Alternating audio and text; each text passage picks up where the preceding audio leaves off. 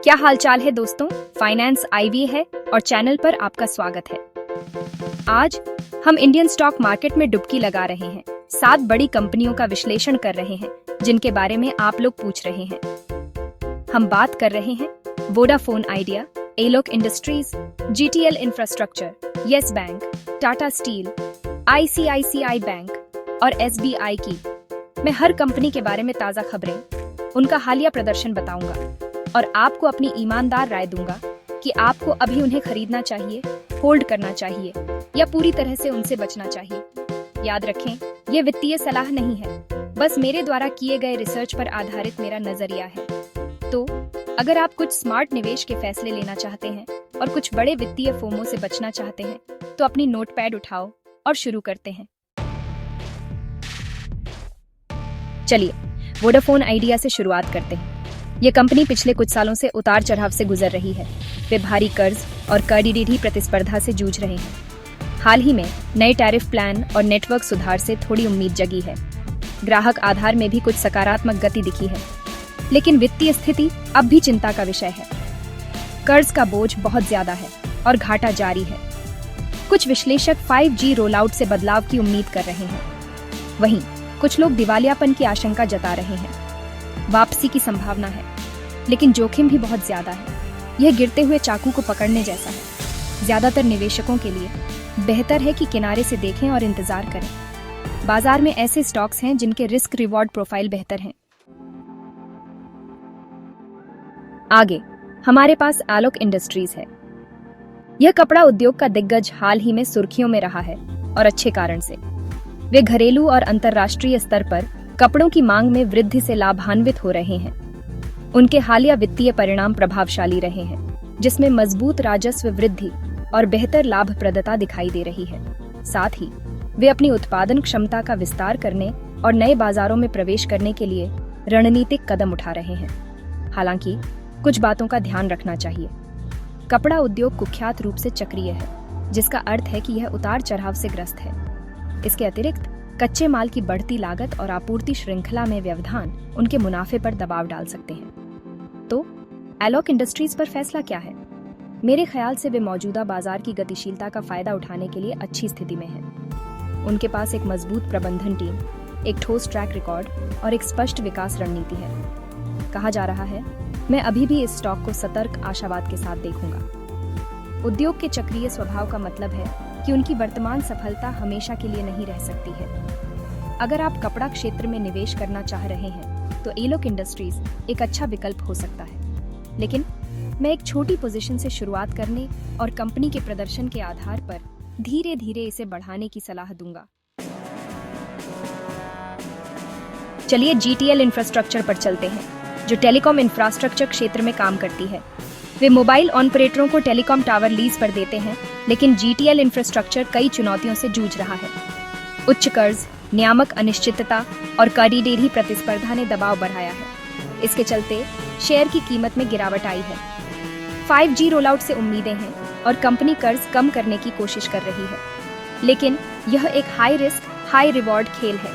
जब तक आपके पास हाई रिस्क टॉलरेंस न हो, दूर रहना बेहतर है। और भी बेहतर निवेश विकल्प उपलब्ध हैं। ठीक है, अब यस बैंक के बारे में बात करते हैं। यह बैंक हाल के वर्षों में बुरे ऋणों और कॉरपोरेट प्रशासन के मुद्दों के कारण एक बड़े संकट का सामना कर रहा है। इससे सरकार समर्थित बचाव योजना और इसके प्रबंधन का पूर्ण बदलाव हुआ। अब अच्छी खबर यह है कि यस बैंक अपनी बैलेंस शीट को साफ करने और अपनी संपत्ति की गुणवत्ता में सुधार करने में प्रगति कर रहा है। वे निवेशकों और ग्राहकों का विश्वास फिर से हासिल करने की भी कोशिश कर रहे हैं। हालांकि ठीक होने की राह लंबी और चुनौतीपूर्ण है। उनकी लाभप्रदता अभी भी दबाव में है और उन्हें अन्य बैंकों से कड़ी प्रतिस्पर्धा का सामना करना पड़ रहा है। तो क्या यस बैंक अभी एक अच्छा निवेश है? यह एक मिलाजुला मामला है।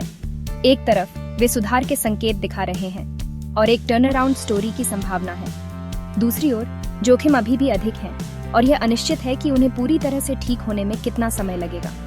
निजी तौर पर मुझे विश्वास नहीं है कि यस बैंक मुसीबत से बाहर आ गया है। निवेश पर विचार करने से पहले मैं लगातार प्रदर्शन के कुछ और तिमाहियों और लाभप्रदता के लिए एक स्पष्ट रास्ता देखना पसंद करूंगा। भारत के सबसे बड़े इस्पात उत्पादकों में से एक टाटा स्टील पर चलते हैं। बुनियादी ढांचे और निर्माण गतिविधियों की मजबूत मांग के कारण वे बढ़ती इस्पात कीमतों का लाभ उठा रहे हैं। रिकॉर्ड मुनाफे और मजबूत नकदी प्रवाह के साथ उनके हालिया वित्तीय परिणाम प्रभावशाली रहे हैं। वे अपनी बैलेंस शीट को कम करने और परिचालन दक्षता में सुधार लाने पर भी ध्यान केंद्रित कर रहे हैं। हालांकि कुछ बातों का ध्यान रखना चाहिए।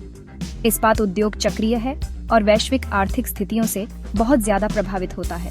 साथ ही बढ़ती इनपुट लागत और वैश्विक आर्थिक मंदी की चिंताएं उनकी लाभप्रदता को प्रभावित कर सकती हैं। तो टाटा स्टील के लिए क्या दृष्टिकोण है? मेरे विचार से वे मौजूदा बाजार की स्थितियों से लाभ उठाने के लिए अच्छी स्थिति में हैं। उनके पास एक मजबूत बाजार स्थिति, एक विविध उत्पाद पोर्टफोलियो और लागत अनुकूलन पर ध्यान केंद्रित है। हालांकि मैं अभी भी इस स्टॉक को दीर्घकालिक दृष्टिकोण से देखूंगा। उद्योग की चक्रीय प्रकृति का मतलब है कि उनकी वर्तमान सफलता हमेशा के लिए नहीं रह सकती है। अगर आप इस्पात क्षेत्र को लेकर उत्साहित हैं और एक अच्छी तरह से स्थापित कंपनी की तलाश में हैं, तो टाटा स्टील आपके पोर्टफोलियो के लिए एक अच्छा विकल्प हो सकता है। लेकिन मैं कोई भी निवेश निर्णय लेने से पहले अपना खुद का रिसर्च करने और संभावित जोखिमों पर विचार करने की सलाह दूंगा। अब भारत के सबसे बड़े निजी क्षेत्र के बैंकों में से एक आईसीआईसीआई बैंक के बारे में बात करते हैं। वे अपनी मजबूत खुदरा फ्रेंचाइजी और बढ़ती डिजिटल उपस्थिति के लिए जाने जाते हैं। वर्षों से लगातार अच्छा प्रदर्शन कर रहे हैं। उनके हालिया तिमाही परिणाम सकारात्मक रहे हैं, जिसमें healthy loan growth, improving asset quality और रोबस्ट प्रॉफिटेबिलिटी दिखाई दे रही है।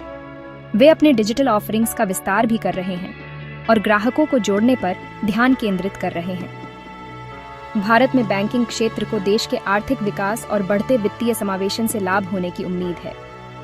इसके अतिरिक्त तकनीक और नवाचार पर आईसीआईसीआई बैंक का ध्यान उन्हें भविष्य के लिए अच्छी स्थिति में रखता है।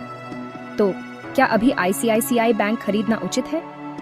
मेरे ख्याल से वे एक ठोस दीर्घकालिक निवेश विकल्प हैं। उनके पास एक मजबूत ट्रैक रिकॉर्ड, एक हेल्थी बैलेंस शीट और एक स्पष्ट विकास रणनीति है। हालांकि यह ध्यान रखना महत्वपूर्ण है कि बैंकिंग क्षेत्र अपनी चुनौतियों के बिना नहीं है। बढ़ती ब्याज दरें, मुद्रास्फीति और संभावित आर्थिक मंदी उनकी लाभप्रदता को प्रभावित कर सकती है। कुल मिलाकर मैं आईसीआईसीआई बैंक की दीर्घकालिक संभावनाओं को लेकर उत्साहित हूँ। अगर आप भारतीय बैंकिंग क्षेत्र में निवेश करना चाह रहे हैं, तो आईसीआईसीआई बैंक आपके पोर्टफोलियो के लिए एक वैल्यूएबल एडिशन हो सकता है। अंत में भारत के सबसे बड़े सार्वजनिक क्षेत्र के बैंक एसबीआई के साथ बात को समाप्त करते हैं। उनका एक विशाल शाखा नेटवर्क, एक मजबूत जमा आधार और विभिन्न बैंकिंग क्षेत्रों में एक प्रमुख बाजार हिस्सेदारी है। लोन ग्रोथ और इंप्रूविंग एसेट क्वालिटी के साथ उनके हालिया वित्तीय परिणाम अच्छे रहे हैं। वे डिजिटल परिवर्तन पर भी ध्यान केंद्रित कर रहे हैं और ग्रामीण क्षेत्रों में अपनी उपस्थिति का विस्तार कर रहे हैं। हालांकि एसबीआई को निजी क्षेत्र के बैंकों से प्रतिस्पर्धा का सामना करना पड़ता है और सरकार से संबंधित उधार में उनका बड़ा निवेश है, जो जोखिम भरा हो सकता है। तो क्या इस समय एसबीआई एक अच्छा निवेश है? यह एक मिला-जुला मामला है। एक तरफ वे भारतीय बैंकिंग क्षेत्र में एक मजबूत बाजार स्थिति के साथ एक प्रमुख कंपनी है। दूसरी ओर उन्हें प्रतिस्पर्धा और सरकारी उधार में उनके निवेश से चुनौतियों का सामना करना पड़ता है। निजी तौर पर मुझे लगता है कि बैंकिंग क्षेत्र में बेहतर निवेश के अवसर उपलब्ध हैं। अगर आप भारतीय बैंकिंग क्षेत्र में निवेश करना चाह रहे हैं, तो मैं एसबीआई के बजाय आईसीआईसीआई बैंक या एचडीएफसी बैंक जैसे निजी क्षेत्र के बैंकों को पसंद करूंगा। वे बेहतर विकास की संभावनाएं और अपेक्षाकृत कम जोखिम प्रोफाइल प्रदान करते हैं। आज के स्टॉक मार्केट अपडेट के लिए बस इतना ही। मुझे उम्मीद है कि आपको कुछ सूचित निवेश निर्णय लेने में यह विश्लेषण मददगार लगा होगा। याद रखें, ये केवल मेरे रिसर्च पर आधारित मेरी राय है और किसी भी स्टॉक में निवेश करने से पहले अपना खुद का ड्यू डिलिजेंस करना जरूरी है। अब मैं आपसे सुनना चाहता हूँ, इन 7 शेयरों पर आपके क्या विचार हैं? क्या आप इनमें से किसी को लेकर बुलिश या बेरिश हैं? मुझे नीचे कमेंट सेक्शन में बताएं।